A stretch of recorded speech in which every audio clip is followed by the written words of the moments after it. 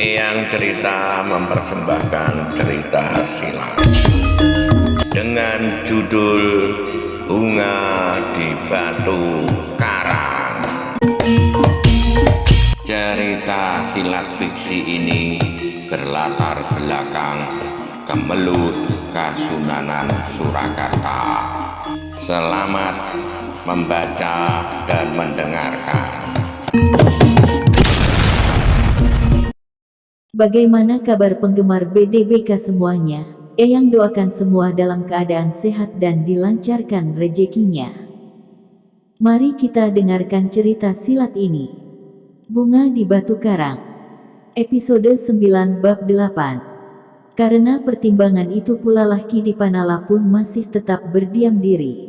Ia merasa bahwa kata-katanya tentu tidak akan dipercaya. Sehingga karena itu, ia pun menggantungkan diri kepada kejujuran Raden Rudira. Mudah-mudahan Raden Rudira bersikap seperti ketika ia berada di regol halaman, berkata Ki Dipanala di dalam hatinya. Namun dalam pada itu, tabib yang ditunggu-tunggu itu pun masih juga belum datang, sehingga rasa-rasanya keadaan Raden Rudira menjadi semakin gawat. Ketika di halaman terdengar derap seekor kuda, maka semua orang yang berada di dalam bilik itu mengangkat wajahnya. Bahkan salah seorang berdesis, tentu tabib itu datang. Ki Dipanala pun menjadi berdebar-debar. Tanpa sesadarnya ia bergeser ke pintu. Namun pelayan yang mendapat pesan dari kawan-kawan mandra itu pun segera bertanya, "Kau mau kemana Ki Dipanala?" Dipanala memandang pelayan itu sejenak, lalu jawabnya, "Aku tidak akan pergi. Kau harus tetap di sini. Kau harus mempertanggungjawabkan apa yang telah terjadi di sini." Ki Dipanala mengerutkan keningnya. Dipandanginya pelayan itu dengan tajamnya. Namun ia dapat mengerti bahwa kecurigaan itu tidak hanya hinggap pada seorang itu saja. Karena itu, untuk tidak menimbulkan persoalan-persoalan baru, Ki Dipanala tidak menjawab. Bahkan kemudian ia bergeser kembali mendekati Raden Rudira. Namun sekali lagi pelayan itu berkata, "Jangan sentuh Raden Rudira." Terasa sesuatu berdesir di dada Ki Dipanala. Tetapi seperti tidak mendengar kata-kata itu, Ki Dipanala melangkah mendekati Raden Rudira dan meraba dahinya. "Panas sekali," desisnya. Terdengar Raden Rudira mengerang. Namun ia masih sempat berdesis, "Air, air." Tanpa menghiraukan kecurigaan orang lain, Ki Dipanala meneteskan setitik air di bibir Raden Rudira. Pelayan yang berdiri di dekat Raden Rudira terbaring itu sama sekali tidak dapat berbuat apa-apa, karena ia pun tahu bahwa Ki Dipanala mempunyai pengaruh yang kuat pada Pangeran Ranakusuma betapapun orang itu dibencinya. Sesaat kemudian, pelayan yang harus memanggil tabib itu pun bergegas masuk. Dengan kata-kata yang memburu di antara nafasnya ia berkata, tabib itu, sebentar lagi. Sekarang ia sedang merawat seseorang di rumahnya. Seorang yang terjatuh dari pohon kelapa. Tetapi bukankah kau sudah mengatakan, bahwa yang memerlukannya adalah putra Pangeran Ranakusuma?" Bertanya Ki Dipanala. "Ya, tetapi orang yang terjatuh itu sudah hampir meninggal, sehingga ia memerlukan perawatan segera. Seperti juga Raden Rudira. Ia akan segera datang, jika ia sudah selesai. Ia tidak dapat meninggalkan seseorang yang hampir mati tetapi masih mungkin mendapatkan pertolongan." Ki Dipanala hanya menarik nafas dalam-dalam. Ia tidak akan dapat memaksa tabib itu karena sedang menghadapi orang yang sedang berjuang melawan maut. Yang dapat dilakukannya hanyalah sekedar mengharap kehadirannya segera setelah pekerjaan itu selesai. Ternyata orang-orang yang ada di Ranakusuman itu tidak perlu menunggu terlalu lama. Sejenak kemudian mereka mendengar derap seekor kuda pula memasuki halaman istana itu. "Lihat, siapakah orang itu?" perintah Ki Dipanala tanpa menghiraukan perasaan para abdi Ranakusuman itu terhadapnya. Seseorang segera berlari-lari keluar, dan rasa-rasanya jantungnya yang hampir berhenti itu telah berdegup kembali. Yang datang itu tabib yang ditunggunya. Dengan tergesa-gesa tabib yang masih agak muda itu pun segera masuk ke bilik tempat Raden Rudira dibaringkan. Ketika tabib itu membuka ikat kepala Raden Rudira yang dipergunakan untuk menyumbat lukanya, maka tabib itu pun terkejut dengan nada yang datar. Ia berkata, "Luka oleh peluru." "Ya," sahut Ki Dipanala, "luka itu oleh peluru." Para pelayan pun terkejut pula karenanya. Mereka sama sekali tidak menyangka bahwa luka Raden Rudira itu adalah bekas tertusuk peluru, bukan oleh senjata tajam. Tetapi, berkata Ki Dipanala kemudian, yang tidak kalah parahnya adalah punggung Raden Rudira karena ia terjatuh dari kudanya. Tabib itu mengangguk-angguk, kemudian diambilnya ramuan obat-obatan dari dalam kantong yang dibawanya. "Air," katanya. "Ramuan itu harus dicairkan dengan air sedikit, kemudian harus diusahakan agar ramuan ini dapat diminum untuk menambah daya tahannya, sementara aku akan mengobati lukanya dan barangkali perlu merawat punggungnya."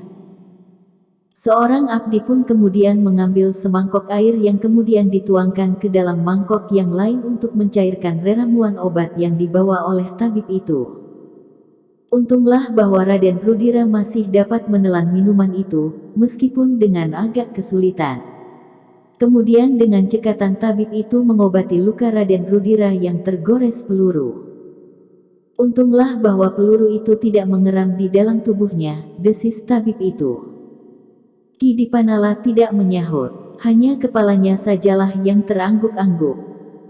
Dalam pada itu, selagi tabib itu dengan teliti mengobati luka-luka Raden Rudira, baik karena peluru maupun karena goresan tanah yang keras, terdengar roda-roda kereta berderap di halaman. Beberapa orang pelayan segera bergeser pergi meninggalkan bilik itu.